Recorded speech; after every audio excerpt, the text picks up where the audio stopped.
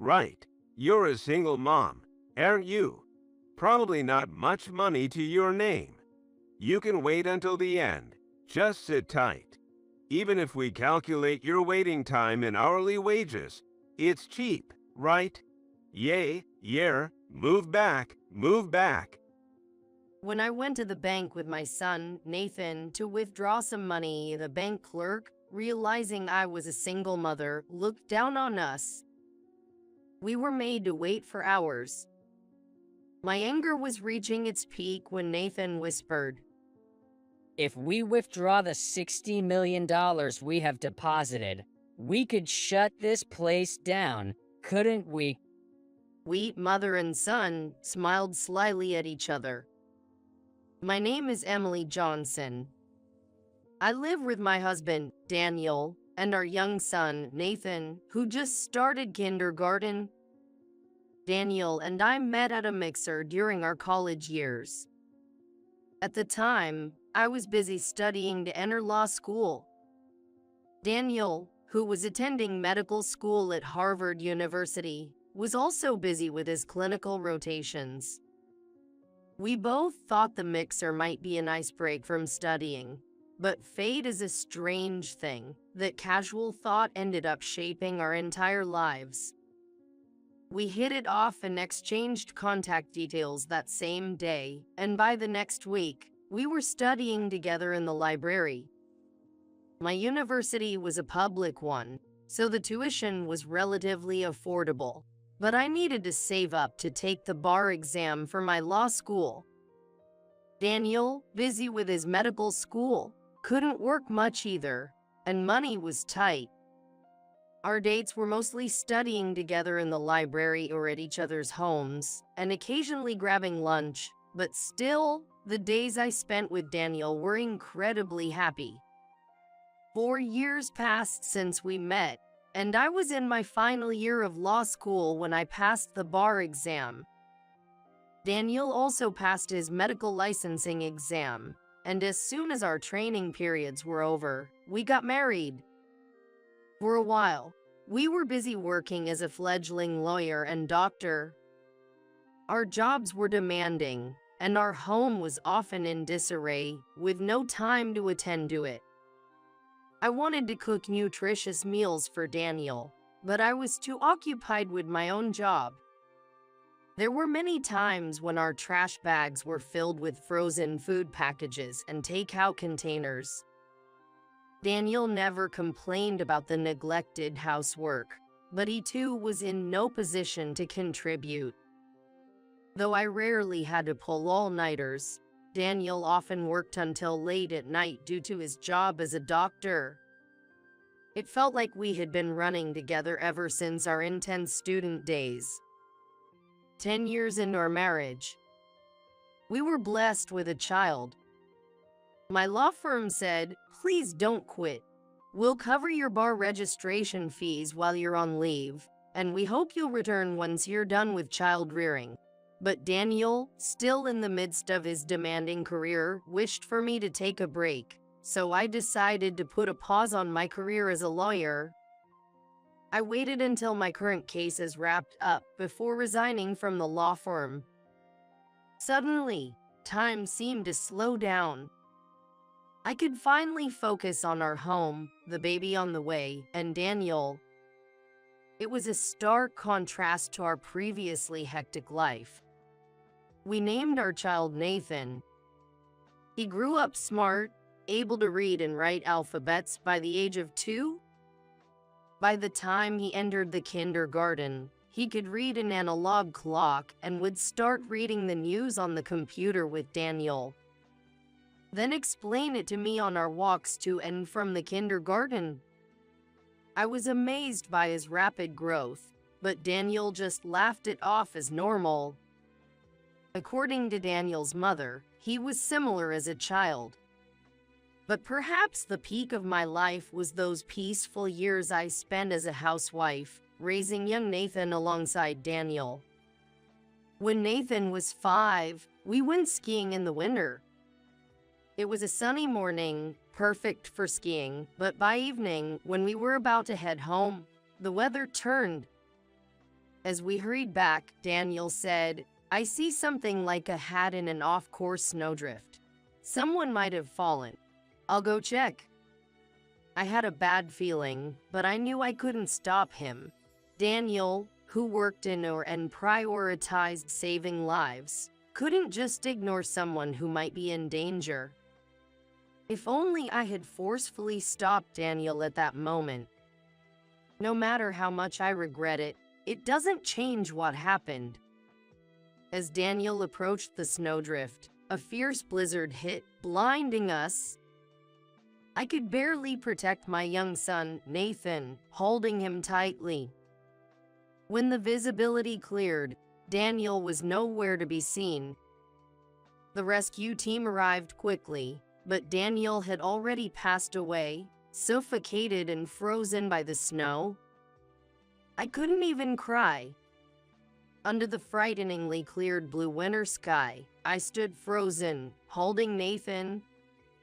Daniel, who had been laughing and skiing with us just moments ago, was gone. Memories of our time together since we met flashed through my mind. Daniel was always serious, smart, and straightforward. In front of me, Nathan was stunned but didn't cry. Dad was trying to help the person who lost his hat, right? Realizing everything, the 5-year-old Nathan understood it all. Yes, he was trying to help, was all I could say.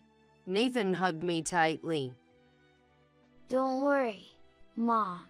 I'll protect you. I'll take care of you." From then on, there was a gaping hole in my heart. True to his word, Nathan, with his small body, tried his best to help and protect me. But it was me who needed to truly protect him. Now, without Daniel, it was my responsibility to take care of Nathan. The unknown future filled me with fear. Daniel, as a doctor, had left us with some inheritance. But Nathan was only 5. I didn't know how much money would be needed in the future. Considering his intelligence, he might want to become a doctor like Daniel. Medical school tuition is expensive, and the inheritance wouldn't cover it. It would be great if I could return to work as a lawyer, but working full-time while raising young Nathan was daunting. I wanted to at least work part-time to earn some living expenses, but my health, deteriorating since Daniel's death, made even that difficult. I felt anxious as our savings steadily decreased. "Don't worry, Mom. I'll protect you. I'll grow up fast." Nathan's comforting words and hugs were my only solace. Nathan would quickly finish the books I gave him, so buying new ones all the time was costly. We frequented the local library, where he read voraciously. By the time he graduated from kindergarten, he could write nearly all the high school level English. With his expanding ability to read more, the range of books he could read grew rapidly. Nathan, reading everything from any genre, soon knew more trivia than I ever did. Alone, without anyone to rely on, and having lost my beloved husband, Nathan's growth was the only light in my life. A few years later, Nathan turned 9. His passion for reading hadn't changed, but a significant change came into my life. When Nathan entered 4th grade, I returned to work as a lawyer. I always loved the legal profession, and I had the experience of working tirelessly through my 20s. A month into my return, I regained my professional intuition and could handle the workload. By then, my health, which had been fragile since losing Daniel, had finally stabilized, and the nightmares that used to wake me up at night had decreased. Still, balancing work as a lawyer and household chores was tough. Preparing meals for Nathan and doing laundry were all I could manage. There was no time for myself. I could only hurriedly apply my makeup foundation in the office restroom in the morning. Often, I went to bed without removing my makeup, and my wardrobe, limited to the suits I wore for work, was outdated. I declined a college reunion invitation, embarrassed by my current state, and returned home feeling somewhat gloomy. When I opened the door, there was Nathan sitting in front of a brand new computer with a sparkle in his eyes. Nathan, what's with the computer? I got it as a prize. Remember the TV quiz show I participated in? I wanted to keep it a secret until it aired, but I won, Mom. And this computer was the prize. Cool, right? You won? Why didn't you tell me earlier? That's amazing, Nathan. You're just like your dad. I hugged him tightly. With this computer, Nathan's life began to move forward rapidly. A year had passed since he won the computer in the quiz show. He spent most of his time at home on the computer. At first, I helped Nathan with the computer, but that only lasted a day or two. Soon, he was buying specialized books from the bookstore and quickly absorbing the knowledge. He was always quick at reading, and after I started working full-time again, I could buy him lots of books. Nathan's study desk quickly filled up with books on programming languages. I've only ever really dealt with law, so I know nothing about computer languages like Java or C++. Nathan, my own child, seemed almost dazzling to me, almost as if he wasn't my own. Daniel, it seems he's taken after you, excelling in the sciences. I caught myself speaking to the night sky. Nathan sometimes read my old college books too. Thinking about what path he might choose in the future, I no longer felt the same fear I did right after losing Daniel. Nathan would carve out his own strong path in life and society. I'm confident about that. We always visit Daniel's grave on his anniversary, and this year was no different. As we were walking to the bank to withdraw some money before buying a new computer for Nathan, a man suddenly bumped into me from behind, causing me to almost lose my balance. The man, wearing a shiny long coat and a flashy, tasteless watch, snarled, "Move it! You're in the way," before tossing the rude remark over his shoulder. What the? I wanted to retort, but remembering it was Daniel's anniversary, I held back, avoiding any trouble or harsh words. Mom, are you hurt? Nathan asked, and I hugged him tightly. Thanks, I'm fine. Are you okay? That must have startled you. Yeah, maybe that man was in a hurry, but it's unforgivable that he bumped into you. Haha, you're so kind, Nathan. But don't worry, I'm fine. Welcome. How can I assist you today? Arriving at the bank, we were greeted with a smile so warm it blew away the unpleasantness from before. The receptionist, Smith as her nameplate indicated, quickly prepared our documents and gave us a number. It's quite busy today, so it might take some time. Please have a seat on the sofa over there. We sat down on the sofa.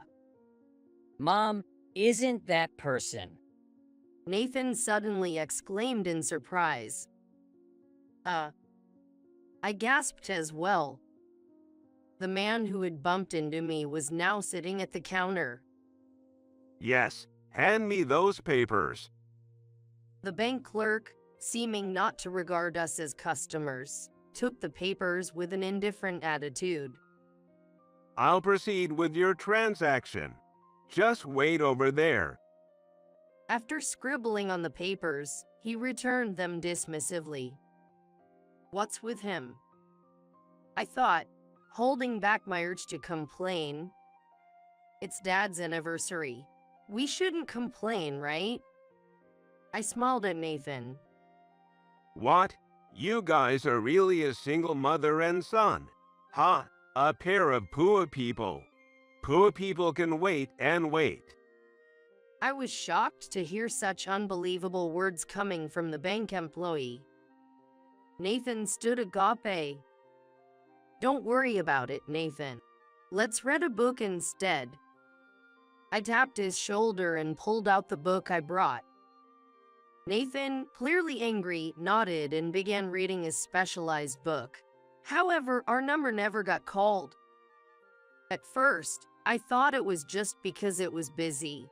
But as we waited and grew bored, I noticed that customers who arrived after us were being called and served. I thought it might be a misunderstanding, but it wasn't. The elderly man who came in just after us and sat on the neighboring sofa finished his transaction and left. Even a businessman who seemed to have arrived after we started reading also completed his business and left. Mom, let's be good today. Dad would wait quietly.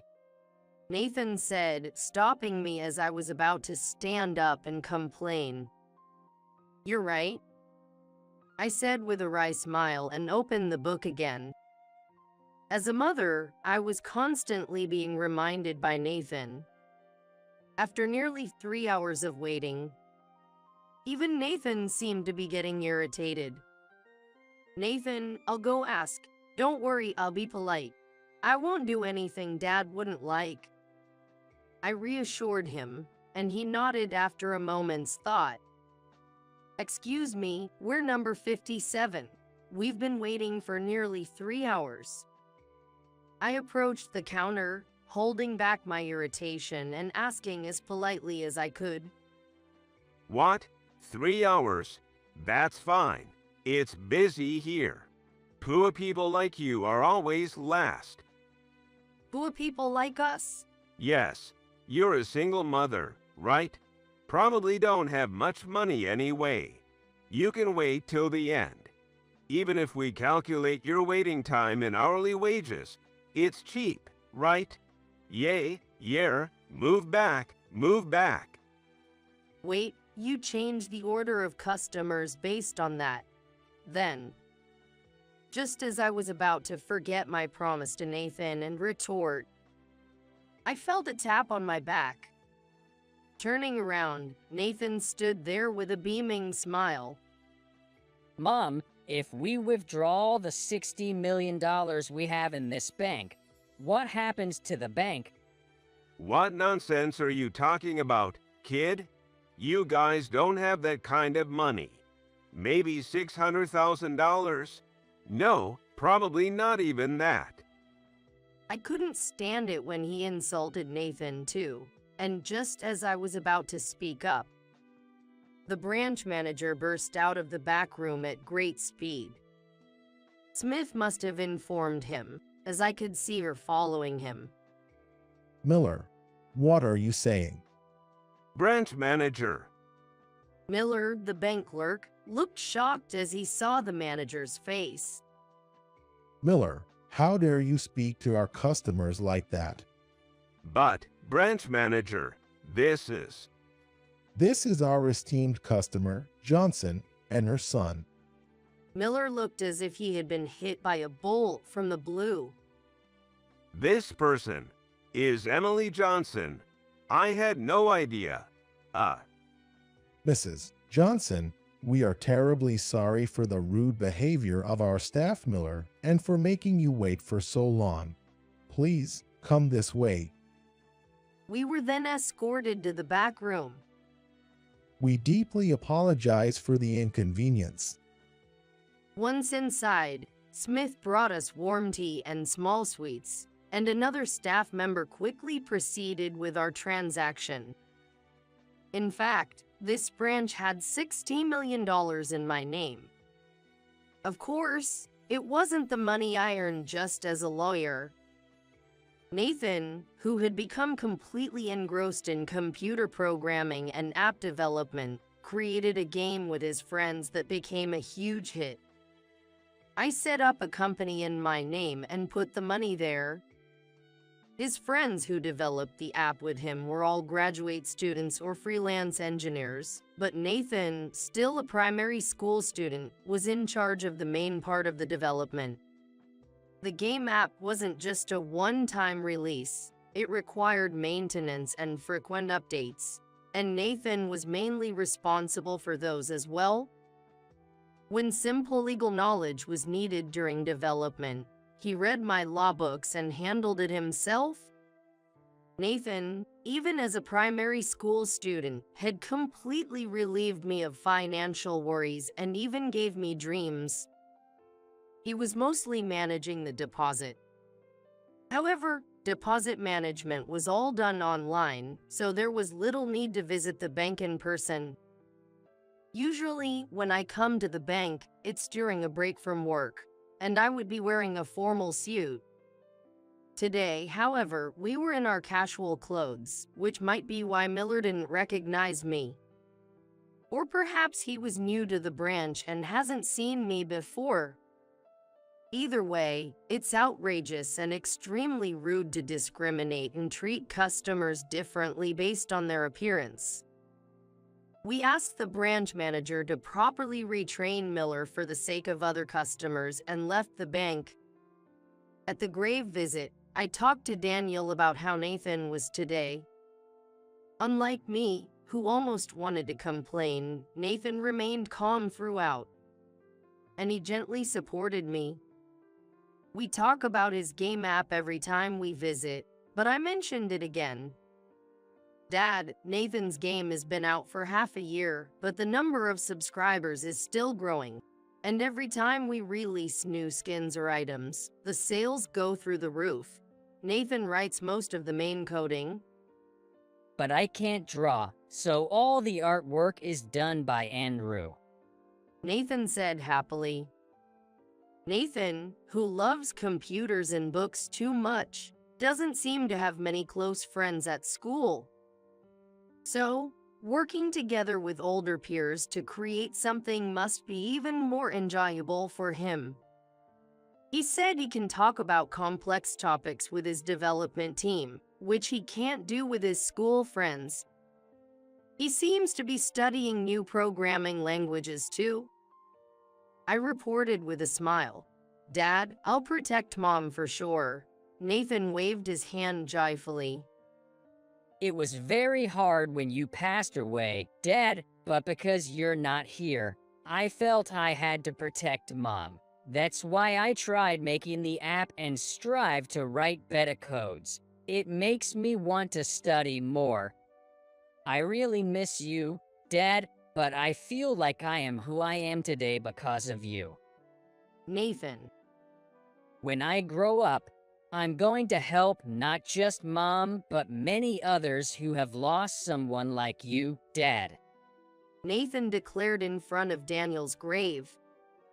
Nathan went on to attend prestigious middle and high schools, always maintaining top grades, and enrolled in the same medical school at Harvard University as Daniel. He passed both the preliminary legal examinations and the medical licensing exam while still in college. The media covered Nathan's dual successes, speculating whether he would pursue medicine or become a prosecutor. However, Nathan seemed determined to continue his company from the start. The company he founded in elementary school for game app development, which had been mostly dormant since middle school, was restarted after his college graduation. He also began actively employing single mothers in the company. I resigned from the law firm where I worked and joined Nathan's company as a legal officer. Applying the knowledge and experience I gained as a lawyer at my son's company has been a joy. Additionally, as many single mothers work there, overtime is basically prohibited. I can now go home on time every day and take care of household matters at my own pace. While I love legal work, I also need time to relax and face my own life. About a year after Nathan restarted the company, he told me that Smith, the receptionist at the bank from that time, came for a job interview. It had been over a decade, but they both recognized each other instantly. The rude bank clerk Miller was fired after that incident. Smith, who was also facing harassment from Miller, had already submitted her resignation. As a single mother herself, she had faced many challenges, but those days were over. Smith, adept at caring for others, became an indispensable executive secretary in Nathan's company. Nathan, Smith, her daughter, and I go out for dinner once a month. When he gets a little tipsy, Nathan always says, "Life is stranger than fiction, and it's the most interesting thing." Apparently, Nathan has even asked Smith's daughter out for dinner, just the two of them. She doesn't seem to mind. Life is unpredictable. Today, as I finish work and walk home in the sunset, I speak to Daniel in my heart. "Daniel, please keep watching over Nathan and me." I felt like the first star twinkled just then.